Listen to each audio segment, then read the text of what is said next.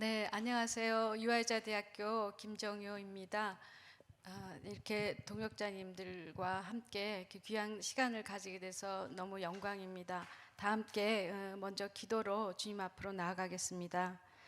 주님, 불의한 자들이 신경과학을 이용하여 주를 대적하는 이론을 만들고 다음 세대를 주님께로부터 멀어지도록 하는 그런 이론을 오늘 저희가 배워가며 차별금지법을 막고 믿음의 세대를 교육하는 일에 유익한 시간이 될 수 있도록 입술을 주장하여 주시옵소서.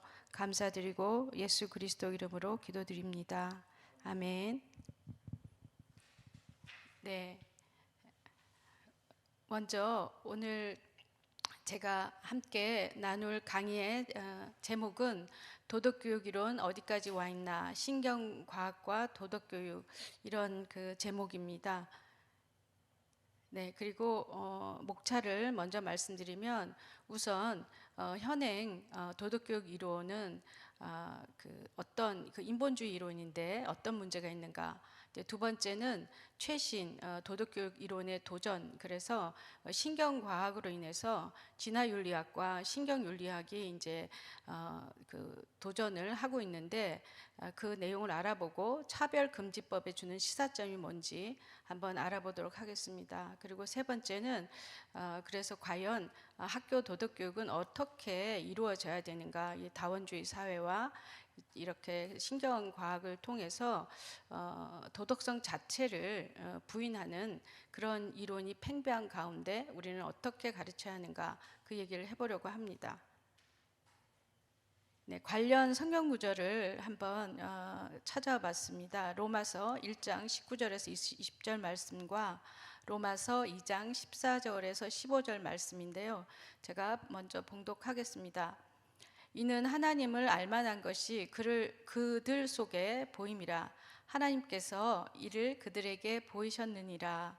창세로부터 그의 보이지 아니하는 것들 곧 그의 영원하신 능력과 신성이 그가 만드신 만물에 분명히 보여 알려졌나니 그러므로 그들이 핑계하지 못할지니라. 그리고 로마서 2장 말씀인데요. 율법 없는 이방인이 본성으로 율법의 일을 행할 때에는 이 사람은 율법이 없어도 자기가 자기에게 율법이 되나니 이런 이들은 그의 양심이 증거가 되어 그 생각들이 서로 혹은 고발하며 혹은 변명하여 그 마음에 새긴 율법의 행위를 나타내느니라.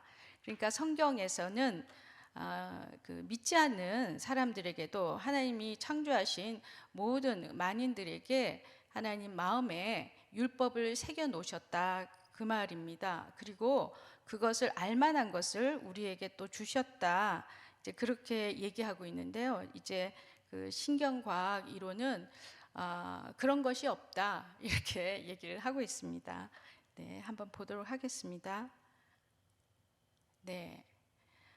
학교 도덕 교육에서 해야 할 일은 무엇이냐면, 이제 기독교적 관점으로 볼 때에 이렇게 마음에 하나님께서 새겨주신 율법을, 즉 양심이라고 우리가 하는데, 그것을 강화하는 일입니다. 근육을 우리가 타고나고 시력을 타고나지만 어두운 데 있으면 시력을 잃고, 또 이렇게 앉아 있으면 휠체어에 앉아 있으면 우리가 잘 걸을 수 없어서 재활 운동을 하는 것처럼 우리에게 마음에 타고날 때 양심을 주셨는데 그것을 계속 강화해야 된다는 겁니다. 그래서 학교에서 이런 일을 하기를 원하신다, 하나님께서. 그래서 일반 은총 측면에서 궁극적으로 세상의 그 악을 어느 정도 억제하는 일을 학교 도덕 교육이 해야 한다, 이렇게 얘기할 수 있습니다. 그래서 그런데 이제 조금 더 적극적으로 기독교 세계관에서 볼 때 윤리라고 하는 건, 우리가 또 특별히 윤리 교육이라고 하는 건 어떤 특별한 면모가 있는가? 그러니까 일반 도덕 교육이 아니고요, 기독교적 세관으로 볼 때. 그래서 기독교 윤리 체계의 가장 고유한 면모는 뭐냐면 인간은 하나님이 주신 윤리 체계에 이를 수 없다는 겁니다. 그래서 우리가 예수 그리스도가 필요한데요. 그런데 하나님은 우리에게 양심이라는 마음에 새겨놓은 도덕률을 통해서 이것을 지각할 수 있도록 하셨고, 그래서 따라서 이게 이제 로마서 3장 말씀도 이렇게 썼는데, 모든 사람이 죄를 범하였기 때문에 하나님의 영광에 이르지 못한다 말씀이 있지 않습니까? 따라서 도덕교과는 소극적 차원에서 양심을 강화해서 세상의 악을 억제한 일을 담당하도록 하셨다는 겁니다. 도덕교육을 통해서 이 세상을 선하게 만들 수는 없는 거죠. 또한 그 구원받은 자는 구원받지 않은 자보다 더 도덕적으로 우월한가? 여기 보면 이제 한번 그러나 그렇다라고 단숨에 이야기하는 어려운데요. 기독교인들은 이러한 도덕적 실행을 혼자 한다면, 그러니까 옛자로 그냥 한다면 더욱 쉽게 할 수는 없습니다. 다만 구주 예수 그리스도에게 확고히 헌신함으로써 그분을 기쁘시게 하기 위해서 그것을 위해서 주님께서 원하시는 도덕적 삶을 위해서 더욱 열망하는 존재가 되었다는 의미입니다. 그래서 이러한 열망은 선을 행하고자 하는 지칠 줄 모르는 열심으로 나아가게 하며 성령의 도우심을 간구하게 됨으로써 결과적으로 그리스도인의 중요한 표징 중 하나가 윤리적인 삶이 될 수 있다는 겁니다. 그러나 하나님께서 우리에게 원하시는 거룩한 삶은 윤리적 삶 그 이상의 것이라는 걸 우리가 알고 있습니다. 네. 예. 그래서 먼저는 서론으로 우리가 기독교적 측면에서 학교의 도덕 교육을 우리가 어느 정도 기대할 수 있고 그것의 의미는 무엇인지에 대해서 한번 알아봤습니다. 이제 현행 그 도덕 교육 이론, 이제 한마디로 이제 하나님이 빠진 인본주의 도덕 교육 이론인데요. 굉장히 이제 이걸 다 살펴보려면 너무 많지만, 그러나 이제 2차 세계대전 이후에 그 학교 도덕 교육에서 많이 이제 적용이 되는 그 이론들을 몇 가지를 한번 말씀을 드리겠습니다. 많이 이제 아마 그 선생님이시거나 이 교육과 관련된 일을 하시면 굉장히 많이 들어본 이름이실 텐데요. 존 삐아제라는 사람도 있고 로렌스 콜버그라는 사람이 있는데, 학교 도덕 교육의 모든 이론은 콜버그가 다 석권을 했다고 해도 과언이 아닙니다. 그게 이제 인지 발달 이론입니다. 그러니까 도덕적으로 되기 위해서는 그 인지적 추론을 통해서 그 도덕적인 행동을 할 수 있도록 이제 이렇게 선택할 수 있게 도덕적 추론을 훈련해야 된다, 이런 이제 이론입니다.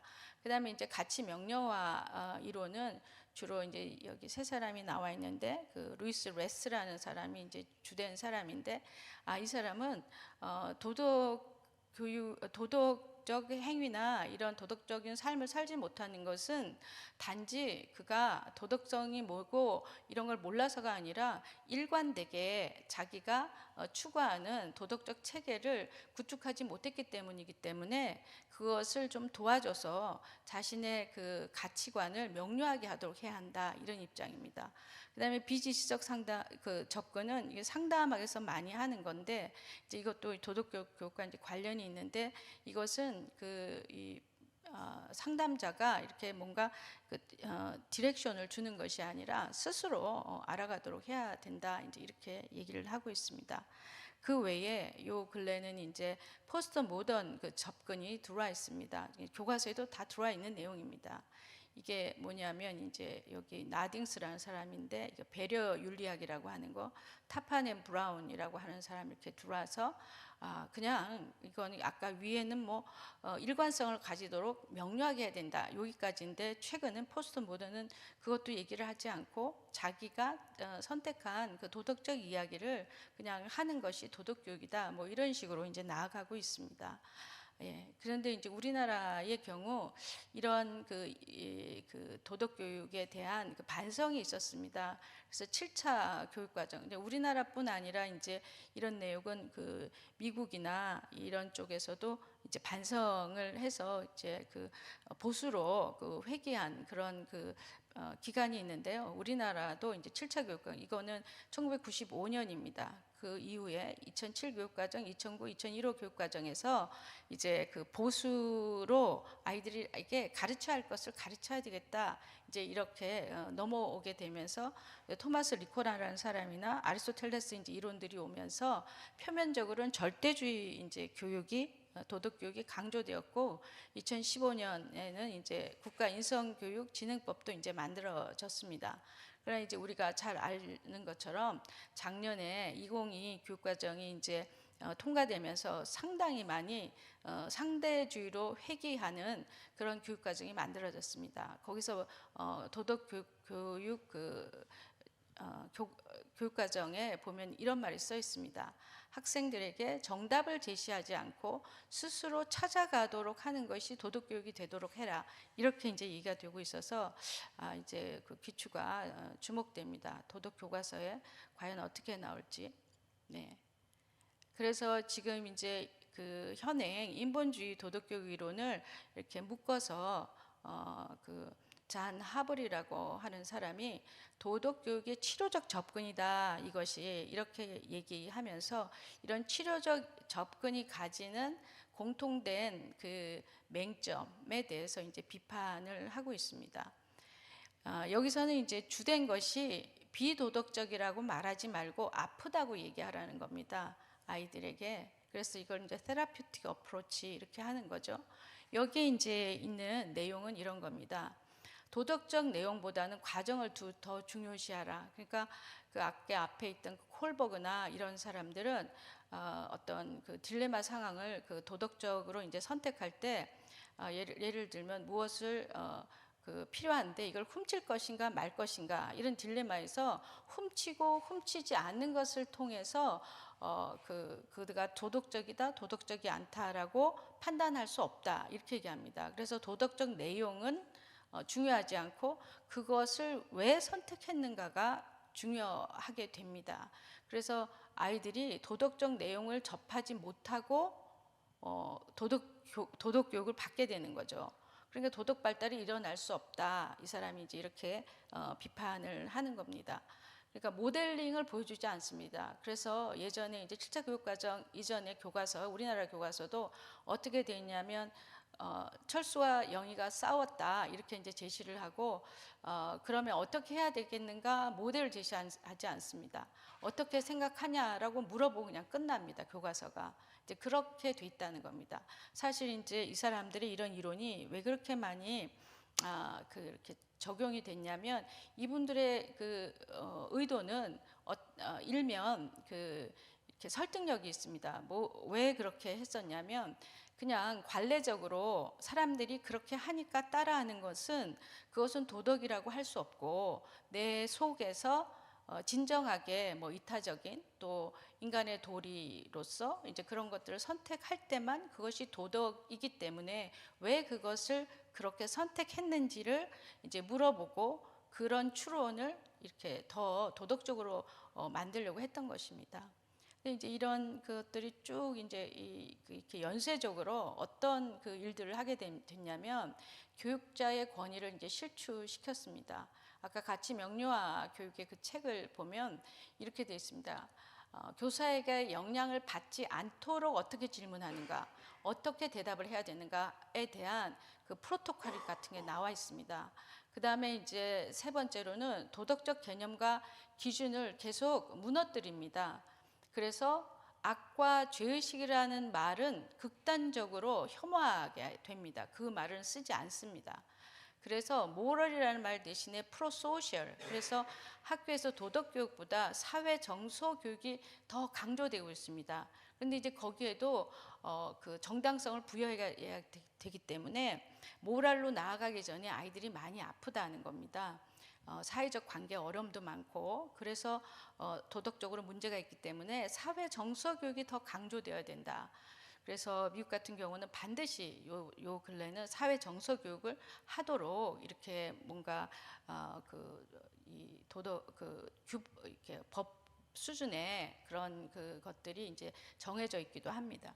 그다음에 이제 네 번째는 뭐냐면 이런 이론들이 수도 뉴트럴리티, 그러니까 가짜 중립성, 가치 중립성을 굉장히 강조하면서 교육을 하겠다 그러면 그것은 가치 주입이라고 몰아가고 있습니다. 그러나 이제 나중에 제가 하긴 할 텐데 교육이라고 하는 것은 가치가 배제돼서 하는 것은 아니고 교육이라고 할 때는 반드시 바람직한 방향으로 행동이나 전 인격이 변하는 것을 의미합니다. 또 기독교뿐 아니라 일반 교육학에서도 그렇게 얘기하기 때문에 이런 내용은 굉장히 좀 교육학과는 이율배반적인데 이런 얘기들이 다 받아들여지고 있습니다. 그러나 지금 이 존 하블이라는 사람은 아동은 진공 상태에 살지 않는다는 겁니다. 학교에서 안 가르치면 가치를 안 배우는 것이 아니라는 겁니다. 아이들이 친구한테서도 배우고 매스미디어에서 배우기 때문에 학교에서 가르치지 않는다고 아이들이 가치 중립 상태로 있지 않는다는 거죠. 그 다음에 이제 다섯 번째는 학교 이런 접근들이 개인주의와 주관주의를 너무 강조하기 때문에 나중에는 이제 모든 것을 상대주의로 나아가도록 한다는 겁니다. 그래서 예를 들어서 어떤 폭포를 보고 아름답다 그러면 그것이 객관적으로 폭포가 아름답다고 얘기하지 말라고 이제 얘기를 합니다. 폭포가 아름답다고 네가 느낀 것이지 폭포가 아름답다고 얘기하는 것은 뭔가 너의 의견을 강압하는 것이다. 요즘 이제 거의 이런 사고들을 학교에서 계속 배우는 겁니다. 그래서 객관적 현실을 인정하지 못하도록 하는 교육. 그래서 우리가 보면 이게 정말 도덕 교육을 넘어서 교육이 이렇게 된다는 건 말이 되는가 이런 생각이 드는데 C.S. 루이스가 인간 폐지라는 이제 책에서 학교 교육이 인간을 폐지하고 있다 이렇게 얘기하고 있는데 그런 내용들이 딱 이렇게 맞아 떨어지는 이제 그런 도덕 교육이 지금 시행되고 있다 이렇게 얘기할 수 있습니다. 그래서 이제 미국의 교육자인 길 패트릭이라고 하는 사람이 쓴 책이 이렇게 베스트셀러가 됐는데 이 제목은 이런 겁니다. Why Johnny can't tell right from wrong 이런 건데 왜 옳고 그름을 조니는 말하지 못하는가? 그러니까 학교를 다니면 이렇게 된다는 겁니다. 그러나 이제 학자 존 하블은 이렇게 얘기하고 있습니다. 악행에 대한 죄의식을 가지는 것은 장점이 있다. 왜냐하면 악을 행하려는 성향을 경계하게 되고 그리고 그러한 성향을 교정하려고 하는 동기를 가지기 때문이다. 이렇게 얘기를 하고 있습니다. 예, 아까 비판을 한 분은 존 하블이라는 분은 이제 기독교적인 이제 도덕교육 학자이십니다. 네, 두 번째로는 최신 도덕교육 이론의 도전. 그래서 먼저 진화 윤리학을 조나단 하이트라는 학자를 중심으로 한번 살펴보겠고요. 그 다음에 이제 신경 윤리학을 한번 살펴보도록 그렇게 하겠습니다. 네, 진화 윤리학과 이제 관련해서 이것이 이제 한 번에 그런 입장으로 간 것이 아니라 이제 여러 학자들의 연구들이 이렇게 진행이 되면서 그렇게 갔는데요. 이제 한마디로 말하면 우리가 도덕적으로 이렇게 해야 된다라고 하는 것은 어떤 당위성이 처음부터 있었던 것이 아니라 인간이 여기 영장류라고 했는데 인간이 환경에 적응하기 위해서 살다 보니까 그런 태도를 이제 가지게 됐다는 겁니다. 그래서 그것을 도덕성이라고 이제 얘기를 하게 되었다. 이렇게 이제 얘기를 하는 입장입니다. 그래서 이 처음에는 이제 프란스 드 말이라고 하는 사람이 이제 연구가 있는데요. 이 사람은 이렇게 얘기합니다. 사실 이제 도덕성이라고 우리가 얘기할 때 도덕성 안에는 세 가지 요소를 얘기합니다. 도덕적 정서, 그다음에 아까 그 콜버그가 많이 강조했던 도덕적 그 이성, 도덕적 추론, 그리고 도덕적 행위. 이렇게 세 가지가 있는데 그 도덕 교육의 가장 중요한 이 지속되어 온 그 과제는 뭐냐면 어떻게 그 아는 것을 행동으로 실천하도록 하는가, 이제 이런 것이거든요. 그런데 이제 그 과정 가운데 이성이 어떻게 작용하고 정서가 어떻게 작용하는지 이제 이런 것에 대한 연구를 이제 하는 그것이 이제 대다수인데, 이분은 이제 그 도덕성을 이렇게 얘기합니다. 어떤 도덕적 문제 사태에 정서적인 이제 반응을 먼저 하게 되는데 그것을 평가할 수 있는 그 능력이 인지이다. 그래서 도덕성은 정서 직관적인 반응으로 시작되지만 인지적 가치 평가를 통해서 이렇게 발현된다. 이렇게 이분이 이제 얘기를 한 겁니다. 그리고 도덕적 경향성과 관련돼서는 그 도덕성이라고 할 때 우리가 그 진화를 통해서 가지게 되는 경향성은 뭐냐면 공감과 관련된 경향, 규범과 관련된 경향, 상호 호혜적 경향, 유대적 경향, 이제 이런 것들을 이제 가지게 되었다는 겁니다. 진화를 통해서. 그 다음에 이제 데니스 크랩스라고 하는 사람의 연구가 있는데요. 그 모랄리티, 그러니까 도덕성의 그 도덕성이란 어떻게 발생되었는가, 그 오리진에 대해서 이제 연구를 하는데, 이 사람이 이제 드디어 그 앞에 이분을 능가하는 이제 얘기를 하게 되는데, 이분은 이제 프란스 드발은 그냥 그 정서와 그런 그 직관이 먼저 그렇게 반응한다. 그래서 정서와 직관이 중요하다. 아까 콜버그는 이제 인지가 중요하다 그랬잖아요. 그런데 이제 그것을 이제 반대하는 그런 얘기를 이제 하게 되지만, 그러나 거기에 중요하게 그 인지가 나중에 평가적 역할을 한다. 이제 이렇게 얘기를 했는데, 이분은 이제 콜버그의 인지 발달의 그 전통을 벗어나야 된다. 이제 이렇게 얘기를 하고 있습니다. 그래서 모든 정신 역동과 그 인지 발달, 도덕성은 어떤 그 문화적인 관점에서 다시 들여다 봐야 한다. 그래서 인간의 도덕성이 이렇게 발달시켜 온 것은 인간이 사회적 존재이고, 모든 것은 그 사회적인 어떤 규칙에 의해서 점점 그 인간이 그 뇌에 이런 것들이 이제 이렇게 뭐랄까, 이렇게 그 도장이 찍히듯이 그렇게 되어 왔다. 이제 이렇게 얘기를 하게 됩니다. 그래서 도덕성의 그 사회적 기원에 대해서 굉장히 이제 강하게 이제 얘기가 논의가 이제 되는 겁니다. 그래서 이러한 그 경향이 이제 진행이 되면서 2008년에 그 Journal of Moral Education이라고 하는 그 도덕 교육을 이제 이끌고 가는 그 저널이 있는데, 거기에 이제 컨퍼런스를 하면서 그 돈 리드라는 사람이 그 학회장격이 되는데, 그 특별호에서 도덕 교육의 어떤 방향성을 이제 제시하기 시작합니다. 2008년에. 그래서 이게 이제 여러 가지 몇 가지 내용이 있는데, 여기에 이제 그 중요한 내용은 이겁니다. 그 콜버그 식의 1번이 뭐냐면 그 도덕적 추론으로 도덕의 그 도덕성을 설명하는 시대가 이제 끝났다. 그걸 이제 종지부를 찍는 거죠.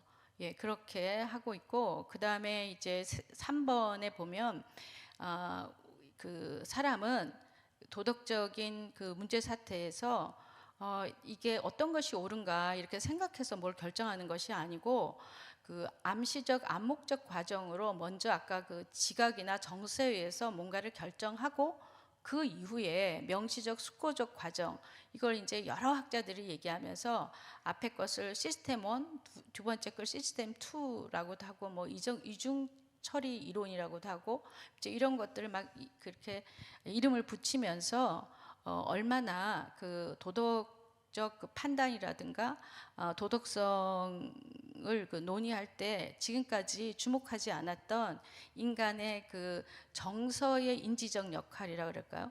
그 지각, 그런 것이 얼마나 중요한지. 그리고 이 사람들이 이제 뭐라고 얘기하냐면, 그래서 아까 그 도덕률이라든가 그 도덕성이라고 하는 게 사회적으로 이렇게 만들어진 거기 때문에 어떤 내가 그 나의 정서, 나의 그러니까 호불호에 의해서 그것을 이렇게 결정을 해놓고 그리고 나서 그 인지적인 그런 그 숙고 과정이 그것을 단지 합리화할 뿐이다. 이렇게 이제 얘기를 하기 시작합니다.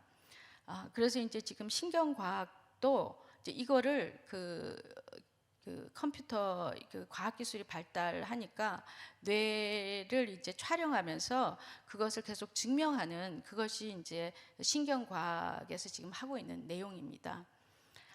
그래서 그런 그 얘기를 하고, 그리고 이제 여섯 번째 보면 도덕적 연구 분야는 그 모더니즘의 순진한 보편주의를 넘어서고 있으며, 그러니까 이제 지금까지는 그 우리가 이제 또 그것도 그 기독교 그 세계관에서는 많이 비판을 하는데요, 모더니즘을.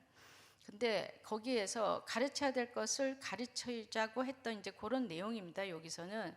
그런데 이것은 너무 순진한 보편주의다, 이렇게 이제 그걸 아주 그 강등시키면서 포스트 모더니즘과 도덕 상대주의를 받아들일 준비를 해야 된다, 이렇게 하면서 향후 그 10년은 신경과학의 그 도덕교육에서 신경과학의 시대가 될 것이다, 이런 것들을 이제 이때 이렇게 그 선언을 하는 이제 그런 컨퍼런스가 열리고, 이제 그런 저널에서 이런 것들을 이제 선언하는 그런 일들이 있었습니다.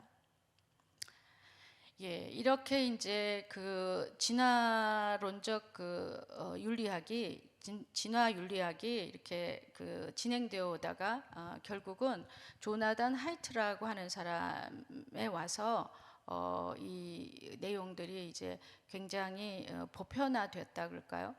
많이 이렇게 알려지게 되는데, 이 조나단 하이트라는 사람은 어떤 사람이냐면 그 우리나라도 한 8년 전에 왔더라고요. 와서 그 EBS에서도 많이 강의를 하고, 또 저도 이제 이번에 이걸 준비하기 위해서 좀 들어가서 보고 이렇게 했는데 그 부인이 한국 분이세요. 그래가지고 그 동양에 대해서 굉장히 관심이 많고 우리나라의 그 정치 또 종교적인 상황을 아주 잘 아시는 분이더라고요. 그런데 이제 이분이 이제 그 책을 그 두 권이 있는데 이미 한국에 다 번역이 돼서 많이 읽히고 있습니다. 그래서 이분이 이제 연구하는 주제는 뭐냐면 도덕성이라고 하는 것이 아까 오리진 오브 모랄리티처럼 도덕성이라고 하는 게 도대체 뭔가, 도덕성의 그 기반이 뭔가, 이것을 이제 연구하는 그 도덕 심리학자인데요. 이 사람의 질문은 이겁니다. 나의 옳음과 그들의 옳음은 왜 다른가? 라는 질문을 이제 던집니다. 그래서 이 하이트의 질문을 좀 더 이렇게 거기 작은 글자로 해놨는데, 이거 한번 들어보시면 이렇게 더 질문하면, 왜 자유주의자와 보수주의자는 서로 이해할 수 없는가? 왜 서구인들과 이란의 전통주의자들은 서로에게 역겨움을 느끼는가? 그리고 문화에 따라 모순되고 또 유사한 도덕성은 실제 얼마나 다양할 수 있는가? 이렇게 해서 이 사람은 사람들이 도덕적 결정을 내릴 때 직관이 이성보다 더 큰 역할을 한다는 거예요. 그래서 자유주의자들이 그 보수주의자들이 자유주의자들을 이렇게 그 주장들을 볼 때 그냥 다르다가 아니라 혐오를 느끼고 이렇게 하기 때문에 도덕이라고 하는 것은 굉장히 사람들을 분열케 하는 것이다, 이런 지금 얘기를 이 사람이 하고 있습니다. 그래서 이 사람이 어떤 이런 이제 실험 비슷한 것이 있는데요. 사람들에게 그 4가지 아주 기가 막히게 우리가 들으면 입을 딱 벌리는 이게 연구 이름이 도덕적 말 막힘 연구입니다. 이것을 이제 하는데 이 어떤 상황들을 들으면서 뭐 예를 들면 아이고 기가 막히다 이제 이렇게 얘기하면 왜 그렇게 생각하는가 이런 걸 질문합니다. 그리고 다른 국가에서도 그렇게 생각하는가? 그리고 이것에 대한 아무 규칙이 없어도 이게 잘못됐다고 생각할 수 있겠는가? 이런 질문을 하거든요. 그게 이제 보면 정말 이 사람은 그 결론보다 여러 가지 예들을 들어요. 그리고 뭔가 EBS 강의 때도 이렇게 뭔가 예를 들고 그렇게 하는데 그 내용들이 굉장히 이렇게 도발적입니다. 그리고 굉장히 그 막시즘 내지는 사회주의를 이렇게 아주 긍정적으로 얘기하고 그 자본주의를 아주 디그레이드 시키고 이제 그런 예들을 계속 들고 또 그 성전환이나 이런 거에 대해서도 굉장히 지지하는 그런 예를 듭니다. 근데 마지막 결론은 자기는 중립적이다 이렇게 약간 그런 뉘앙스로 얘기를 하죠. 왜냐하면 도덕성이라고 하는 건 아무것도 아니기 때문에 이 사람이 주장하는 게 그겁니다. 그래서 이렇게 얘기합니다. 닭과 성관계를 한다라고 할 때 어떻게 생각하냐? 또 키우던 개를 먹는다고 할 때 어떻게 생각하냐? 남매의 성관계에 대해서 어떻게 생각하냐? 국가를 걸레로 사용하는 것에 어떻게 생각하냐? 이런 질문을 합니다. 그럴 때 사람들이 어떻게 반응하냐는 거죠. 그런데 대부분은 이유를 설명하지 못하더라는 거예요. 이 사람은 그렇게 혐오를 하면서. 그러니까 이것은 도덕적인 기반이 아니고 직관적으로 그렇게 감정적으로 싫기 때문에 그냥 싫어한다. 약간 이런 결론을 내리는 겁니다.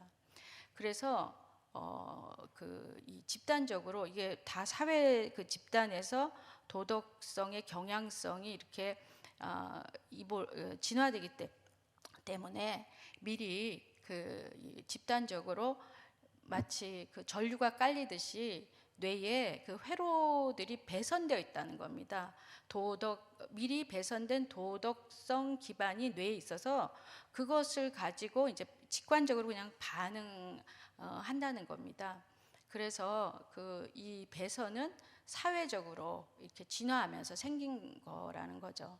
그래서 하이트는 초기 인류가 마주한 중요한 적응적인 도전 과제를 해결하면서 우리 뇌에는 이런 도덕성 기반이 배선되게 되었다 그런 겁니다. 그런 뇌에 그런 세포가 이제 소멸되지 않고 또 그런 회로가 계속 이제 있게 되었기 때문에 그렇게 반응한다는 겁니다. 그러나 나중에 이제 조금 나오는데 이것이 문화적으로 또 사람마다 이제 조금 다를 수 있는 것은 이제 그들의 어떤 문화를 통해서 경향성들은 조금씩 다를 수 있다는 겁니다. 예, 그래서 아까도 이 도덕성 기반 이론을 이렇게 주장하는 책이 이 바른 마음이라고 하는 책이 나와 있고요. 근래는 또 바른 행복, 그러니까 이렇게 또 한 책이 또 하나 나와 있습니다. 그래서 아까 말씀드린 것처럼 모든 도덕 판단은 이성이 아닌 직관으로부터 나온다. 그리고 도덕은 우리를 결속시키기도 하고 눈이 멀게도 한다.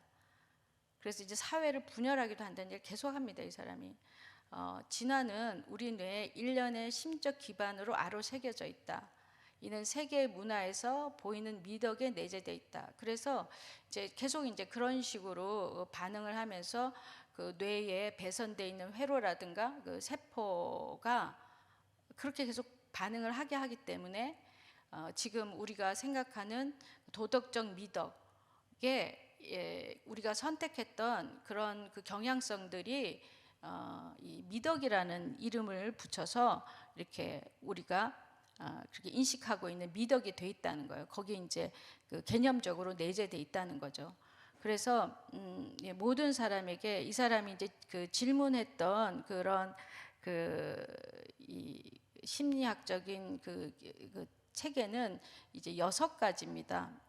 어떤 아까 말씀드렸던 이 삶을 살아가면서 인간이 그 사회적인 그 도전을 이제 해결하기 위해서 어떤 선택을 하면서 이런 그 미덕들을 이렇게 진화시켜 왔는데 그것이 6가지 종류 정도 된다는 겁니다. 이 사람이. 그런데 이제 문화에 따라서 그것이 좌로가 그러니까 좀 다르게도 발현되고 또 이렇게 또 이제 좌우로 다르게 이제 발현될 수 있다는 겁니다. 그래서 여기 이 사람이 그 중에서도 이걸 얘기했는데 서구 자유주의자들은 배려나 그 공정성이나 이런 것에 대해서 강하게 반응하는 반면 보수주의자들 그러니까 자본주의나 그 개인 자본주의나 이런 그 사람들은 이거에 대해서 별로 관심을 가지 않는다라고 계속 그런 데이터와 뭐 자료와 막 이런 걸 보여줍니다. 그래서 그 또 때로는 그 중국도 중국 자료 같은 걸 막 보여주면서 또 막 이런 얘기를 하고 있습니다. 그래서 보수주의자들은 배려와 공정성에 관심이 없다 이런 단언을 하면서 막 예들을 보여줘요 이 사람이. 그래서 보수주의자 및 좀 더 전통적인 사회에서 사는 사람들은 교육과 문화에 의해서 최종적으로 형성되는 특정한 힘과 함께 6가지 그 기반에 이끌려 살게 되는데 우리는 이것을 도덕성이라고 생각하지만 그것은 어떤 우연이라고 그런데 그 환경에 대한 도전에 적응하다 보니까 이제 생긴 거라는 겁니다. 그래서 배려를 주느냐 피해를 주느냐. 근데 그것을 도전했던 진화적인 도전은 뭐냐면 어떻게 취약한 아동을 보호할 것인가. 그다음에 뭐 2번째 공정하게 할 것이냐 아니면 불공정하게 할 것이냐. 근데 이거는 어떻게 부당하게 이용당하지 않으면서도 협력해서 보상을 얻어낼 수 있는가 뭐 이런 그 진화적인 그 도전 이런 것들을 받으면서 이것이 현대의 그 미덕의 하나의 그 형태로 내재되게 되었는데 이것은 어떤 그 문화에서는 더 친절을 강조하기도 하고 어떤 문화에서는 사실 친절보다는 좀 더 그 정의라든가 뭐 그런 것을 더 강조하는 문화도 있다. 뭐 이제 이렇게도 얘기를 하고 있고요. 그다음에 자유와 압제 이것도 좌파는 평등주의를 이제 강조하지만 우파는 개인의 권리를 이제 강조하도록 그렇게 이제 선택되었다. 뭐 이런 얘기도 하고 맨 마지막에 기생충과 병원균으로 가득한 세계에서 어떻게 살아남겠는가 하는 그 진화적 도전을 우리가 해결하기 위해서 뭔가를 이제 각 문화 집단이 선택을 하게 됐는데 이것으로 인해서 도덕적인 기반은 고귀하냐 추하냐 이제 이런 것과 이제 관련된 기반이 생겼는데 이것을 이제 선택할 때 사회적 집단에 따라 유욕을 이제 억제하기도 하고 또 어떨 때는 이게 오타가 났는데 신체 성전환을 이렇게 받아들이기도 하고 뭐 이제 이렇게 하는 문화들로 이제 나뉜다 이런 얘기를 이 사람이 하고 있습니다. 그래서 이제 한마디로 하이트 이론을 이론의 원칙은 뭐냐면 직관이 먼저고 전략적 추론은 그것을 단지 합리화할 뿐이다는 겁니다. 그리고 피해와 공정성 이상이 도덕성이다. 이 사람이 이제 아까 앞에 2가지 피해와 공정성은 이렇게 자유주의자들도 또 보수주의자들도 다 이렇게 좀 많이 관심을 가져서 그런 미덕을 가지고 있는 그런 도덕성 기반의 주제라는 겁니다. 그 다음에 도덕성은 우리를 결속시키기도 하고 눈을 멀게도 한다는 겁니다. 그래서 여기 이제 밑에서 2번째 보면 우리는 정치와 종교에 의해서 분열될 수 있다. 이런 걸 계속 강조해요. 왜냐하면 우리의 마음은 집단적 오름으로 뒤전돼 있기 때문에, 그 도덕성이라고 하는 건 집단적으로 이제 그 동의했던 거기 때문에 이는 사용 가능한 도덕성 기반이 서로 다르게 그 배열된 틀 가운데 살아간다면 그 이것이 이렇게 연결되기는 매우 어렵다는 겁니다. 그래서 은연중에 그 종교가 그 도덕적인 삶을 이렇게 하모니어스하게 그 조화롭게 살아가도록 하는데 문제가 된다. 그런 그것을 암시적으로 계속 얘기를 하고 있습니다.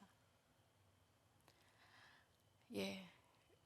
그리고 이제 두 번째는 그 신경윤리학이 이제 등장을 하는 건데요. 신경윤리학은 아까도 말씀드렸지만 이 뇌과학이 발달해서 뇌를 이제 다 촬영할 수 있고 뇌파의 움직임이나 이제 이런 것들을 이제 다 촬영할 수 있기 때문에 그 사이에 그 교육학은 행동과학이었어요. 뇌를 들여다볼 수가 없기 때문에 관찰하고 뭐 그렇게 해서 뭔가를 설명하려고 했는데 이제는 뇌를 볼 수 있기 때문에 이제 교육학이 뇌과학이 되었다 이렇게도 얘기를 합니다. 그래서 뭔가를 습득한다는 것은 뇌가 어떻게 되는 걸 의미하는가 이렇게 해가지고 뇌과학이 이제 굉장히 많은 영향력을 최근에 미치고 있는데 뇌과학이 이제 도덕성과 관련을 해서는 지난 10년간 굉장히 그렇게 공격적으로 이렇게 신경윤리학이라는 게 등장을 해서 이제 얘기를 하고 있습니다. 그래서 이게 뇌과학의 첫 그 전제는 뭐냐면 우리의 그 마인드와 그 의식이라는 것은 뇌에 있다는 거예요. 그래서 마음은, 근데 이건 저는 이제 조금 이게 이상하긴 한 부분인데, 마음은 뇌의 물질적 작용에서 반응한다는 겁니다. 그래서 마음은 뇌에서 비롯되는 생물학적 현상이라는 거예요.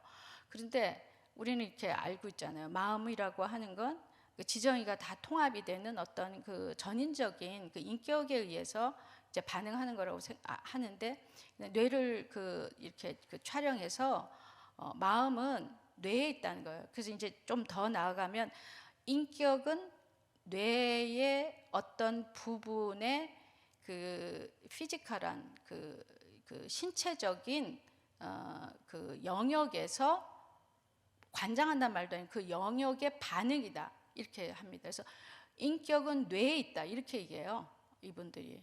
그래서 이제 더 나아가면 이 신경윤리학이라는 용어를 이제 정의하는 회의가 있어요. 도덕 심리학자 그리고 이제 뇌과학자들이 2002년에 샌프란시스코에서 이제 큰 회의를 합니다. 그래서 그 뉴로 에틱스라는 주제를 걸고 회의를 하거든요. 그래서 거기서 신경윤리학이 무엇인지에 대해서 이렇게 정의를 내립니다. 인간의 뇌에 대한 달갑지 않은 개입, 우려되는 뇌에 대한 조작 혹은 뇌에 대한 치료나 뇌를 완벽하게 만드는 것 등과 관련하여 어떤 것이 옳고 그른지 또 무엇이 선하고 악한지를 검토하는 그런 학문이다 이렇게 이제 얘기를 합니다. 여기 이제 들어보면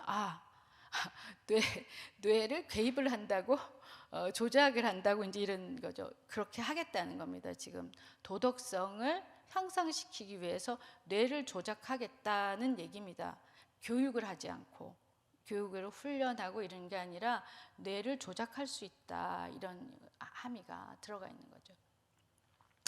그래서 신경윤리학은 크게 두 가지 흐름이 있습니다. 이렇게 뉴로 사이언스 안에 있는 그 윤리적인 문제에 대해서 논하는 그런 파트가 있고, 또 하나는 윤리학을 풀어가는 과정 중에 신경과학을 사용하는 그런 또한 부류가 있습니다. 그래서 두 가지 흐름이 있거든요. 근데 첫 번째 거는 앞에 얘기한 신경윤리학에서 보셨듯이 그런 내용입니다. 신경과학의 발달을 사용하고 응용하는 과정에서 발생하는 윤리적 문제에 대해서. 그래서 신경약물 혹은 뇌에 대한 외과적 개입을 통해서 인간의 의지, 정서, 기능을 치료하는 걸 넘어서서 그거를 그 인핸스먼트라고 하는데 향상 시키려고 할 때 이것이 윤리적으로 맞는 거냐 아니냐 이제 이런 거죠. 그래서 이제 그 두 번째 정상인의 인지, 정서, 기능의 향상을 위해서 허용하는 문제가 이제 부각됐습니다. 근데 이건 이미 많이 사용하고 있다 그래요. 미국도 그렇고 한국도 그렇고 ADHD의 그 치료제가 집중력을 그 향상시키는 건데 그 약물이 리탈린과 아데랄이라고 하는 그 약물이라고 하는데요. 이게 이제 그 불법으로 이제 사용하는 거라고 하는데 이런 것을 이제 이렇게 처방받아 가지고 지금도 한국도 뭐 그런 수능이 이제 가까우고 그러면 이게 굉장히 많이 팔린답니다. 미국도 마찬가지라고 그래요.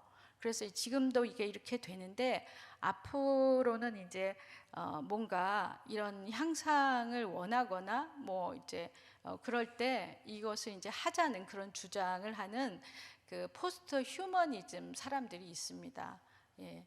그래서 우리가 이거에 대해서 굉장히 심각하게 생각해야 되고요. 그 다음에 윤리학의 그 신경과학이라고 하는 건 그 뇌과학의 장비를 이용해서 우리가 지금까지 아까 말씀드렸는데 도덕 그 교육학의 그 중요한 연구 주제는 어떻게 하면 아는 것을 이렇게 행동으로 실천할 수 있도록 하겠는가 이제 그런 건데 거기에 이제 관련된 여러 그 주제들이 있습니다. 자유의지는 어디서 오는가, 의사결정은 어떻게 하는가, 도덕 판단은 어떻게 하는 것이고 도덕적 감정이라고 하는 건 어떤 역할을 하는가 이런 것을 그 뇌를 촬영해서 이제 이런 것들을 알아내고자 하는 겁니다. 그래서 신경과학 연구들은 그 도덕 연구에 이제 새로운 토대를 이제 제공하고 있습니다. 그런데 이제 이런 것들을 이제 그 우리가 새로운 그 도약이라고 이제 평가를 하기는 하는데 이제 내용을 보시면 알겠지만 인간의 그 자유의지라는 것을 굉장히 이제 축소해서 설명을 하고 있고 앞에 그 진화론적 그 윤리학에서와 마찬가지로 그 뇌과학을 이용해서 도덕성이라고 하는 것은 자기의 그 선호에 직관적 선호에 지나지 않는다는 걸 계속해서 여기서도 강조를 하고 있습니다. 예, 몇 가지 그 실험들이 있는데요. 처음에 그 리벳이라고 하는 사람이 이제 실험을 한 건데 자유의지에 대한 실험입니다. 그래서 자유의지에 따라서 도덕적 행동을 선택하는가 이걸 이제 그 탐구하는 건데요. 이걸 아주 실험은 아주 간단합니다. 실험자에게 그 뇌파를 측정할 수 있는 그런 장치를 하고 그리고 이 시계를 갖다 놓고 당신이 내가 이 스위치를 주고 그 누르고 싶을 때 몇 시였는지를 보고 자기가 누르고 나서 몇 시에 내가 눌렀다고 보고하라고 그래요. 근데 이 행동을 이제 하게 하면서 뇌파를 검사하니까 실제로 손을 움직였던 시간이 있습니다. 그게 손 움직임의 그 시간이 있는데 그 전에 그 의도적인 판단을 해야 될 거 아니에요. 근데 그것은 이제 측정을 하니까 한 2000밀리초, 저는 그게 얼마나 그 측정할 수 있을지 200밀리초, 200밀리초를 먼저 해야 되겠다고 그 결정을 했고요. 그런데 그 전에 800밀리초가 그 더 앞서서 뇌가 활성화됐다는 거예요.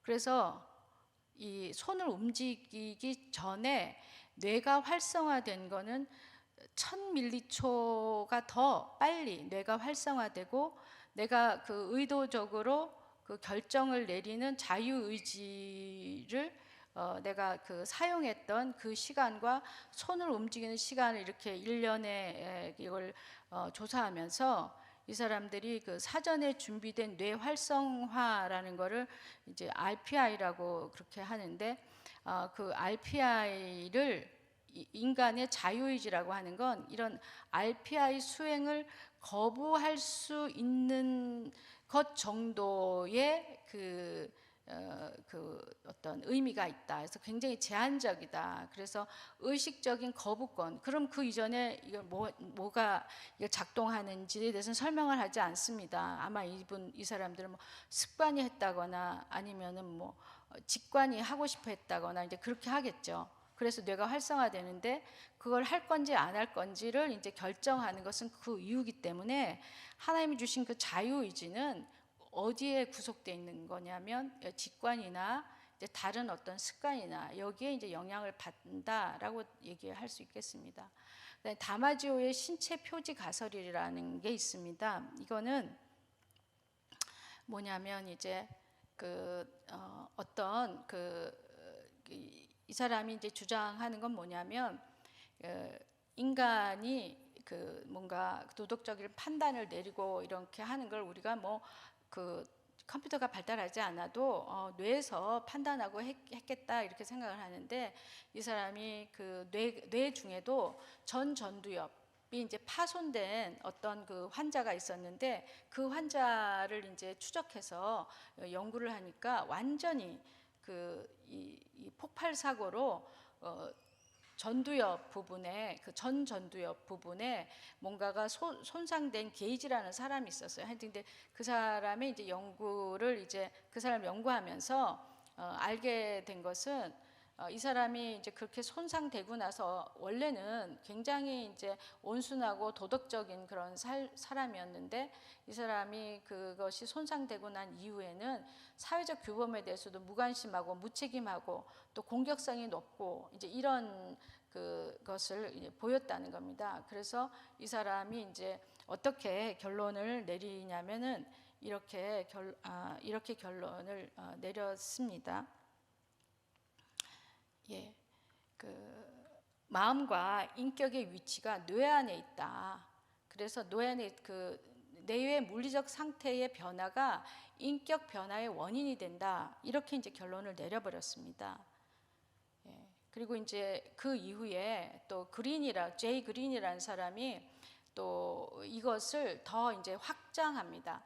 그래가지고 트롤리 딜레마 실험이라는 게 있고 인도교 딜레마 실험이라고 하는 게 있는데요.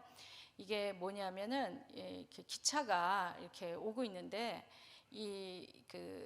어떤 이것을 담당하는 사람이 두 철로가 있는데 하나는 한 사람이 일을 하고 있고 저쪽은 5사람이 일을 하고 있는데 이 철로를 그냥 놔두면 5사람이 죽게 되는데 이걸 선로 변환기를 한 사람이 있는 쪽으로 움직이겠는가 이걸 사람들한테 이제 질문을 합니다.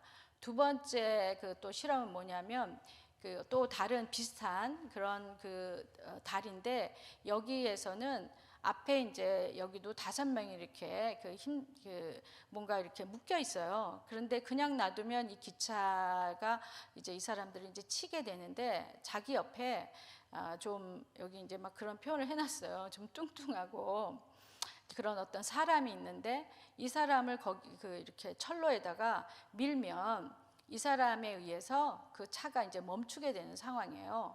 근데 이것을 하겠는가라고 이제 질문을 합니다. 그렇게 질문을 했더니 어떻게 되냐면 앞에 선로 변환기를 사용하겠다라고 하는 사람 87%가 됐는데 두 번째 사람을 밀겠는가라는 그 질문에서는 한 30몇 프로만 하겠다고 얘기를 한 거예요. 그래서 그런데 또한 이것을 이제 이렇게 생각하면서 그런 결정을 내릴 때 뇌의 어떤 부분이 이게 활성화되는가 하고 이제 이걸 조사를 했어요.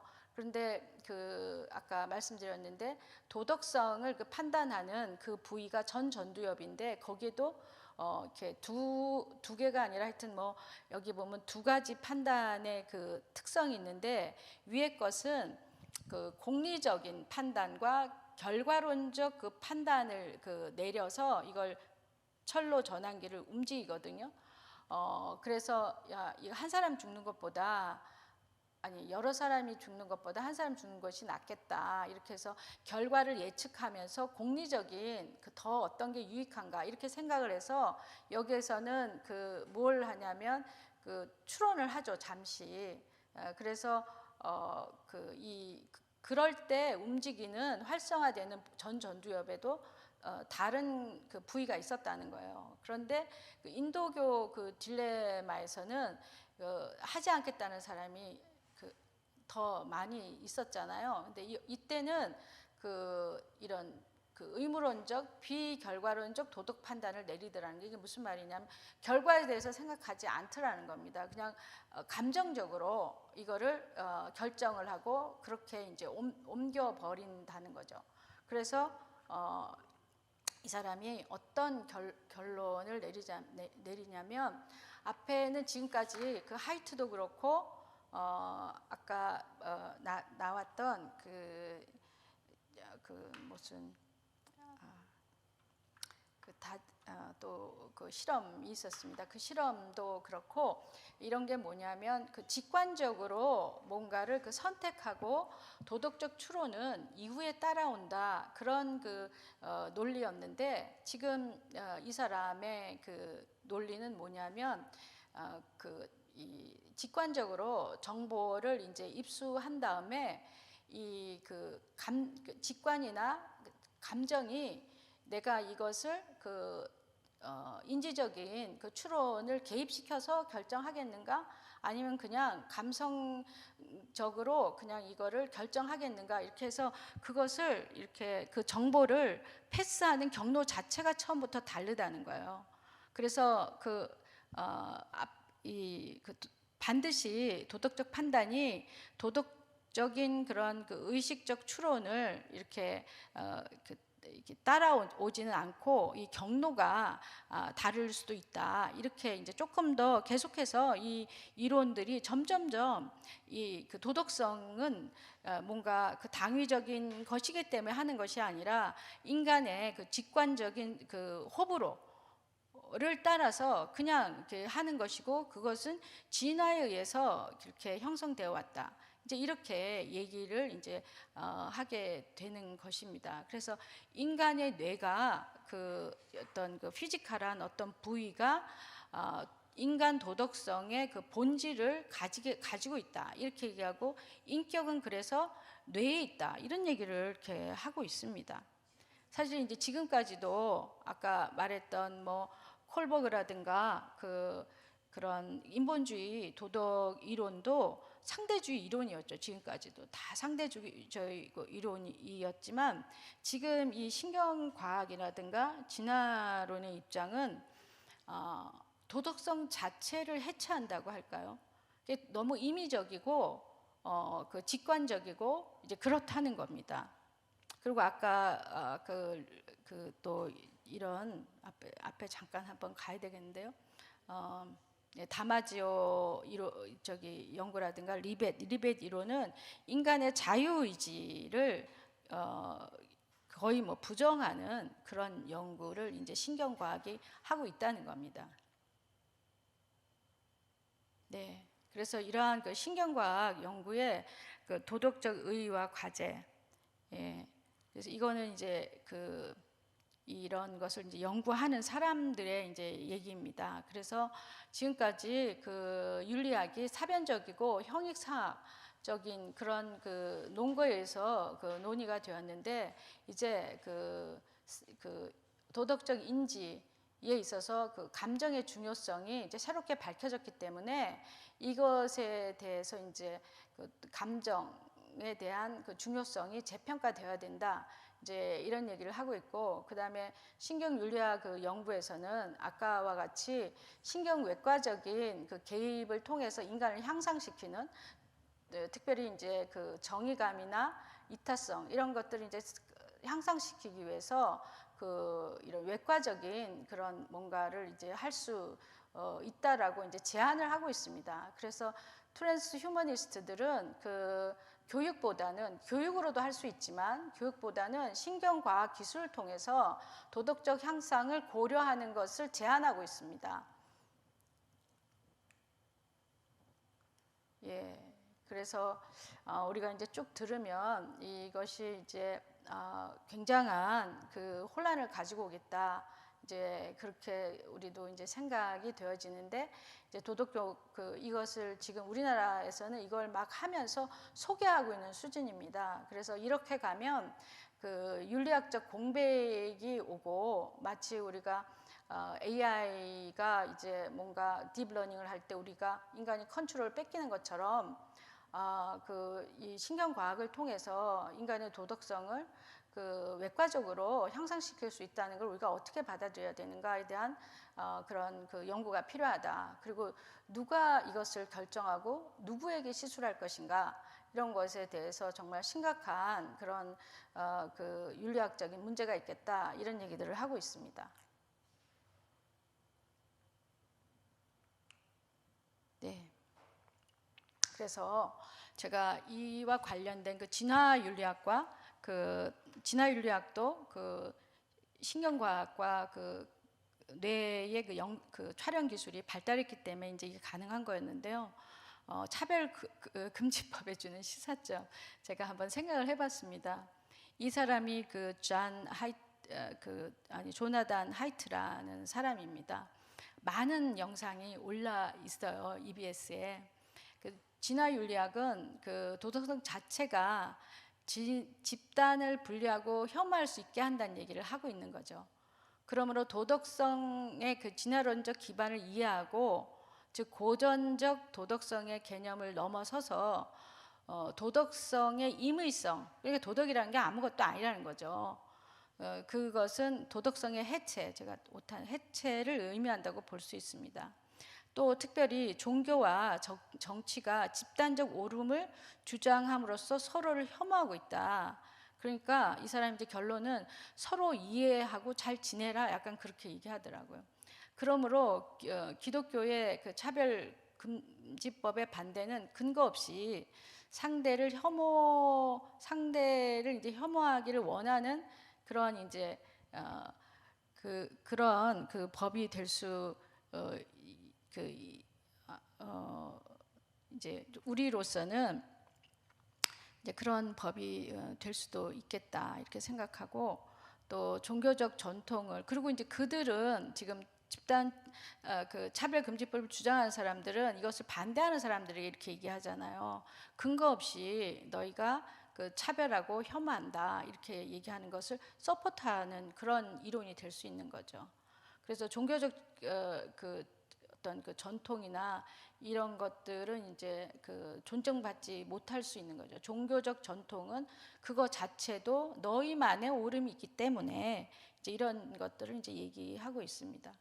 그다음에 이제 신경윤리학은 그 인간의 자유의지보다는 감정과 직관이 먼저라는 주장을 이제 계속 하기 때문에 인간의 자유의지에 의한 의사결정의 가치를 굉장히 강등하고 있죠.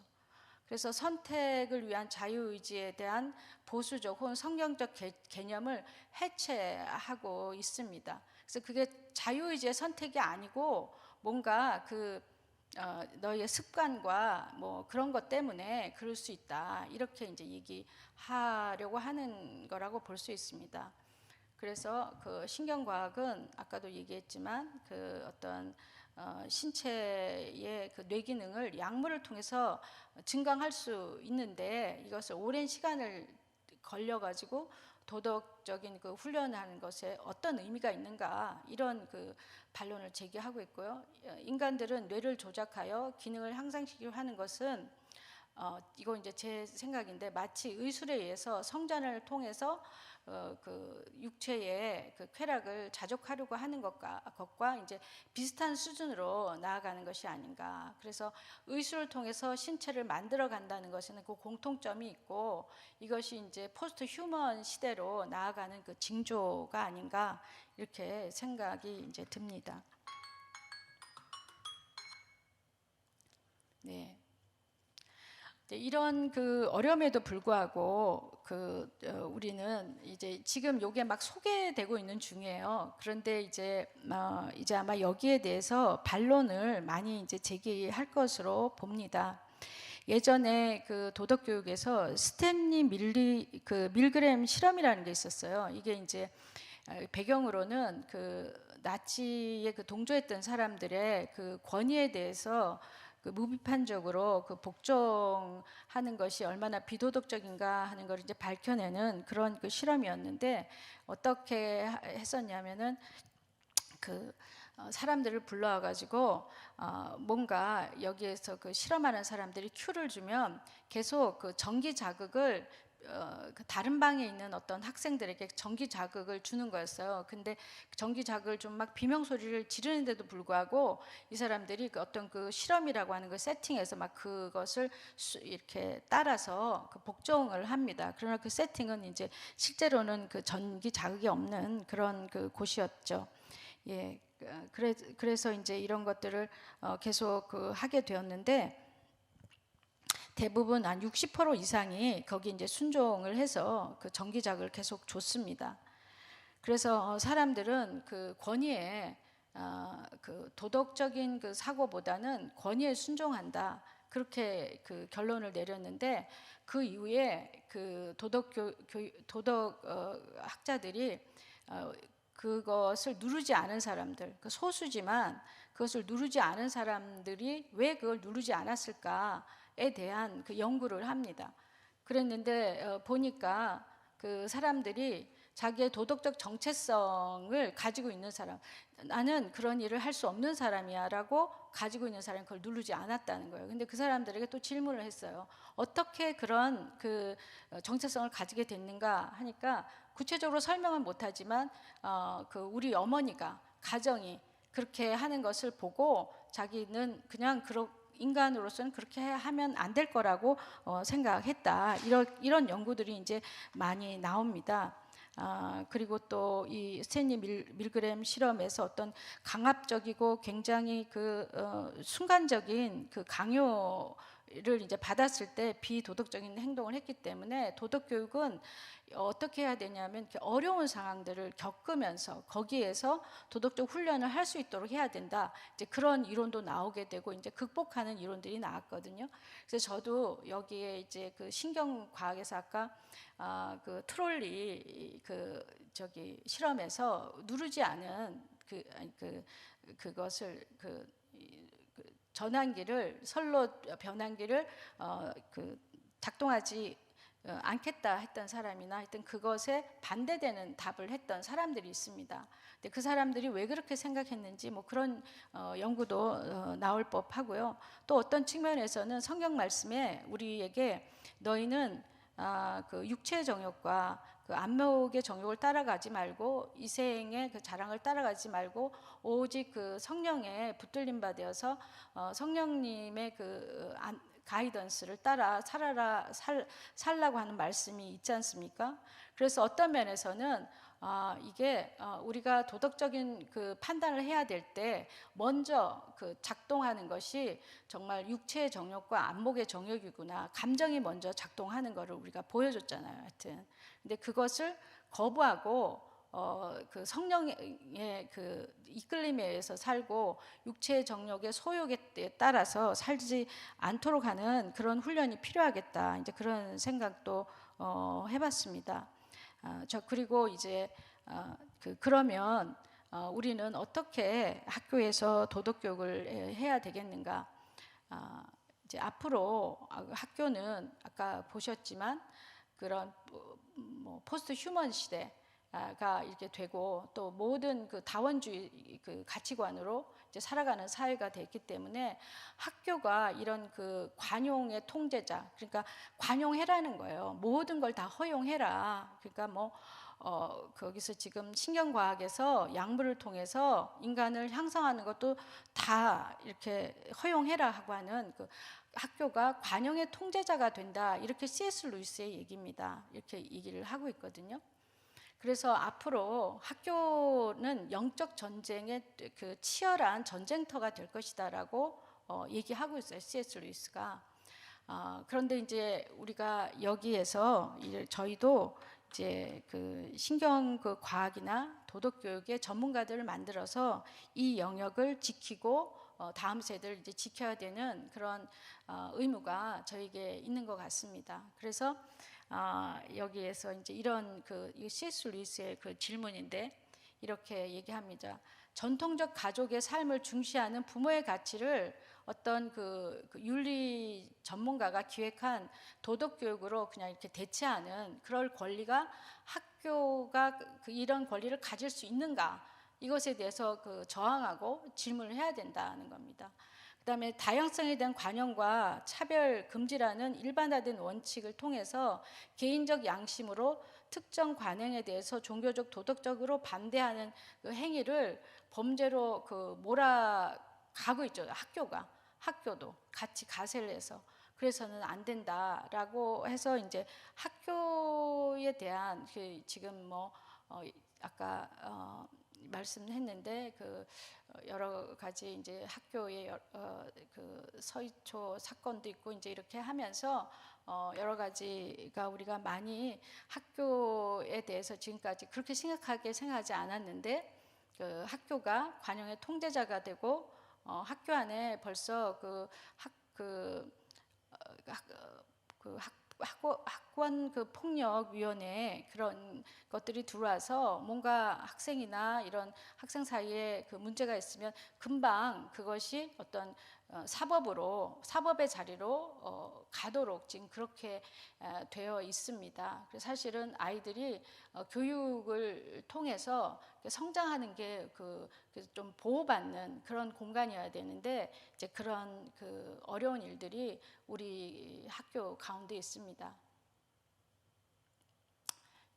그래서 우리가 학교에서 교사로서 어떤 가치를 가리키는 것은 참 쉽지가 않지만 교육의 자주성에 대해서 이제 보장하는 법률이 있고요. 또 종교적 자유에 대한 그런 것들도 있습니다. 그래서 이런 것들을 우리가 잘 기억하면서 교사가 신앙 양심으로 또 개인의 어떤 도덕적 양심으로 가르칠 수 있는 것은 가르쳐야 된다는 거죠.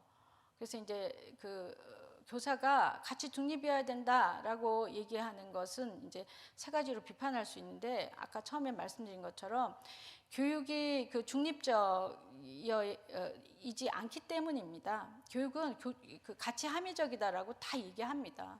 왜냐하면 더욱 우리가 생각하기에 바람직 방향으로 아이들을 가르치는 거기 때문에 절대 중립적이지 않죠. 그런데 이 방향은 뭐냐면 우리 사회가 이제 기독교를 떠나서 얘기하는 겁니다. 우리 사회가 합의한 자연법적인 윤리가 있다 이런 거를 전제할 수 있을 때만 교육이 가능한 거죠. 그것이 없다고 하면 학교가 필요 없고 도덕교육이 필요 없는 거죠. 그래서 그것을 가르칠 수 있어야 된다. 그럼 두 번째, 아까도 말씀드렸지만 교사가 중립적일 때 학생들이 아무것도 안 배우지는 않는다는 거죠. 우리가 안 가르쳐도 학생들은 늘 배우고 있습니다.